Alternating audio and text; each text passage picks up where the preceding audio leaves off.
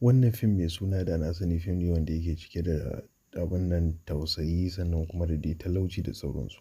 Ga wanda suke da sha'awar wannan fim ɗin za ku iya yi mana magana ta kan waɗannan lambobi domin ku iya samun duk wasu sabbin fina-finai ba ma wannan ba ta da za ku iya samun duk wasu sabbin fina-finai idan muka saka.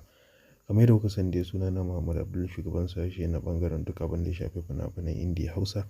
Nake cewa dukkan wanda yake da sha'awar wannan fim mai suna Da na sani to lallai za ku iya yi mana magana domin yana ɗaya daga cikin manya manyan fina-finan da suka fito wannan wata mai albarka wato watan Disamba. Ga wanda suke son wannan fim ɗin za ku iya yi mana magana ta wayannan lambobin namu ta yadda za ku iya mallakar fina-finanmu a cikin rahuza mai sauƙi.